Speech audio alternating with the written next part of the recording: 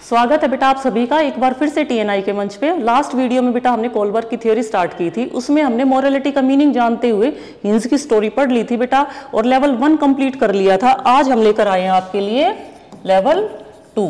Level 2 में क्या होता है बेटा, अब बच्चा हो गया थोड़ा सा और बड़ा, यानी कि उसकी मोरालिटी और हाई लेवल की जाएगी। देखिए किस तरीके से, जैसे स्टेज 1 और स्टेज 2 थी लेवल 1 में, यहाँ पर हो जाएगी बेटा स्टेज 3 और यहाँ हो जाएगी स्टेज 4। टोटल इन्होंने 6 स्टेजेस बताई हैं, 3 लेवल बताए हैं। आज हम लेवल 2 कंप्लीट करेंगे।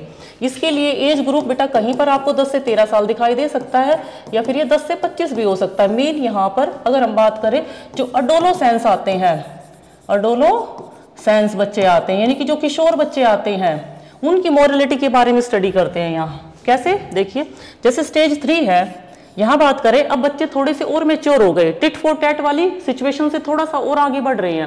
अब वो किस चीज के बारे में बात कर रहे हैं, किन चीजों को समझ रहे हैं। अब उनको अच्छा लड़का और अच्छी लड़की बनना है, किसकी नजरों में, पेरेंट्स की नजरों में, टीचर्स की नजरों में, रिलेटिव्स की, फ्रेंड्स की। तो यानी कि अगर हम बात करें यहाँ पर तो किस चीज के बारे में बात कर रहे हैं, इंटर पर्सनल रिलेशनशिप या फिर आप इसको ओरिएंटेशन बोल सकते हो। इस स्टेज को कई नामों से बुलाया गया है, ओरिएंटेशन, हाँ जी ओरिएंटेशन, ठीक है। अब हम यहाँ बात करें क्या है इस स्टेज में, बच्चे को अच्छा लड़का अच्छी लड़की बनना है। वो चाहता है अगर वो जो भी उनके फैमिली मेंबर्स है, रिलेटिव हैं, सभी के साथ वो अच्छे से रिलेशन निभाए, इसीलिए इसका नाम है इंटरपर्सनल रिलेशनशिप ओरिएंटेशन, ये बोला जा सकता है इसको। गुड बॉय गुड गर्ल, जैसे इसका एग्जांपल लेते हैं हम, फॉर एग्जांपल बच्चा क्या सुनना चाहता है, पीटीएम में गए पेरेंट्स और टीचर ने बच्चे की तारीफ कर दी कि वाह इस बार तो आपके बच्चे ने बड़ा अच्छा काम किया।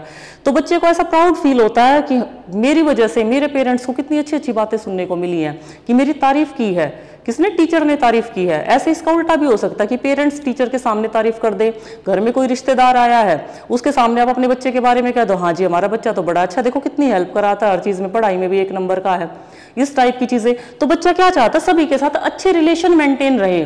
अब उसकी मोरालिटी इतनी डेवलप हो गई, अब वहां पर ये फैमिली है, रिलेटिव्स हैं, फ्रेंड्स हैं, उनको देखकर जब डिसीजन लेता है, अगर वो किसी नैतिक दुविधा में है तो ये चीजें आती है बेटा। अब आती है स्टेज 2 में, इसको गोल्डन रूल भी बोला जाता है, गोल्डन रूल। एक बार थोड़ा सा इसको ब्रीफ में जान लेते हैं बेटा, फिर इसको अभी इसी वीडियो में डिटेल में पढ़ेंगे, ठीक है ना। एग्जाम में आ जाता है ये वर्ड, एज इट इज आ जाते हैं एग्जाम में, और भी है नाम, उनको भी डिटेल में पढ़ते हैं। पहले देखिए बेटा स्टेज 4 में क्या होता है, लेवल 2 ही रहेगा मोरालिटी का। अडोलोसेंस बच्चे हैं, कई बार एग्जाम में क्वेश्चन आ जाता है कि प्राइमरी स्कूल का बच्चा है, उसके अकॉर्डिंग आपको आंसर देना है, बच्चा कौन से लेवल पर है, लेवल 1 पर है, और अडोलोसेंस बच्चा है तो लेवल 2 की बात हो रही है यहाँ पर। अगर यहाँ पर एजेस नहीं भी दी गई हो तो यहाँ कंफ्यूज होने की जरूरत नहीं है बेटा, इसी टाइप से क्वेश्चन आता है प्राइमरी स्कूल का लेवल 1 में और जो अडोलोसेंस बच्चा है वो लेवल 2 में। तो स्टेज 4 में क्या होता है बेटा, अब बच्चा यहाँ से और थोड़ा सा मेच्योर हो गया, समाज के रूल रेगुलेशन नियम है उनको समझने लग गया बच्चा, और किस चीज को समझता है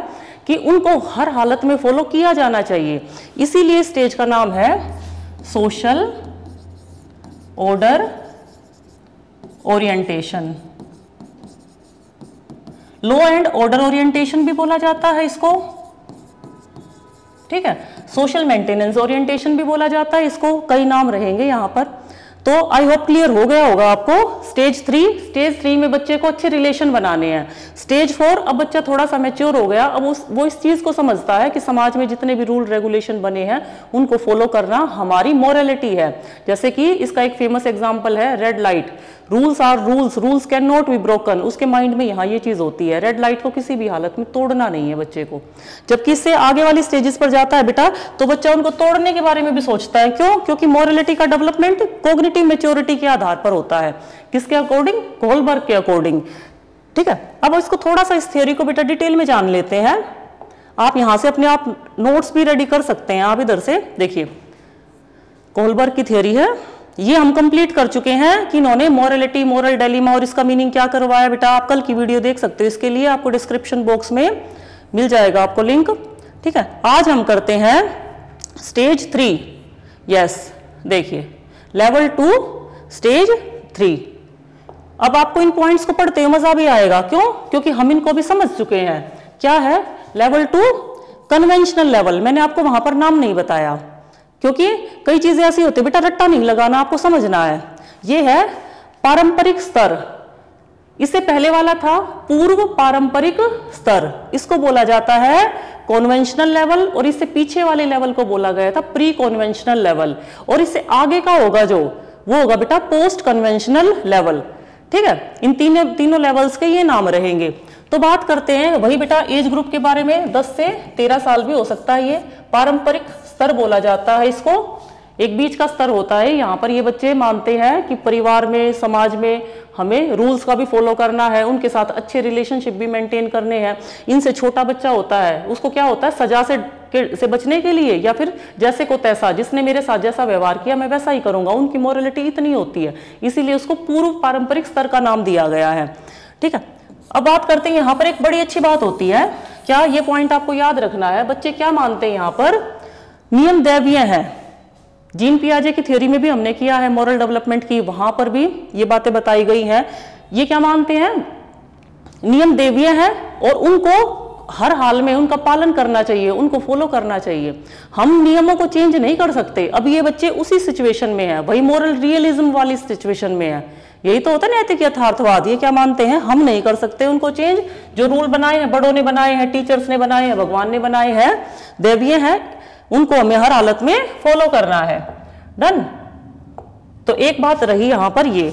उसके बाद बेटा ये थी लेवल 2 के बारे में कंप्लीट बात, कि लेवल 2 के बच्चे चाहे स्टेज 3 के हों चाहे स्टेज 4 के हों, क्या मानते हैं कि नियमों को नहीं बदला जा सकता। तो यहां पर यही बेटा इंटरपर्सनल रिलेशनशिप बताया था आपको, गुड बॉय नाइस गर्ल या गुड बॉय गुड गर्ल भी दिखाई दे सकता है आपको। इसके लिए एक गोल्डन रूल और एक मॉरल रियलिज्म, ये वर्ड यूं कहीं आते, मॉरल रियलिज्म यही तो होता है नैतिक यथार्थवाद। इन बच्चों की अभी सोच क्या है कि रूल्स हम नहीं चेंज कर सकते किसी भी सिचुएशन में, जैसे रेड लाइट को किसी भी सिचुएशन में तोड़ा नहीं जा सकता, चाहे बेशक हार्ट पेशेंट बैठा हुआ है गाड़ी में और उसको इमरजेंसी है, उसको हॉस्पिटल पहुंचना है, नहीं तोड़ सकते, इसीलिए इसको मॉरल रियलिज्म की अवस्था भी बोला जाता है। डन। ये हो गई बेटा हमारी स्टेज 3। अगर अब हम यहां आगे बात करें, देखिए आगे देखो, स्टेज 4, जैसे मैंने अभी आपको स्टार्टिंग में समझाया था, तो अब आपको इतनी ज्यादा समस्या नहीं आ रही होगी बेटा, क्योंकि हम एक बार ब्रीफ में इसको कर चुके हैं। स्टेज 4 में क्या होता है, अब ये वाला पॉइंट आ गया, वहां पर तो रिलेशनशिप की बात हो रही थी, अब बच्चा थोड़ा सा और मैच्योर हो गया, अब वो समाज के जो रूल रेगुलेशन है उनको समझने लग गया कि उनको हर हालत में मेंटेन करके रखना है, मेंटेनिंग द सोशल ऑर्डर। और इसके यही 2-3 नाम है बेटा, कोई भी नाम एग्जाम में आ सकता है, सोशल ऑर्डर मेंटेनेंस या फिर सोशल ऑर्डर ओरिएंटेशन आ सकता है, लॉ एंड ऑर्डर आ सकता है, किसी भी नाम से आ सकता है। आपको वहां पर पहचानना होगा, अगर आपने शब्द पढ़े होंगे, देखे होंगे, तभी आप पहचान सकते हो बेटा, केवल एक नाम याद रखने से बात नहीं बनेगी।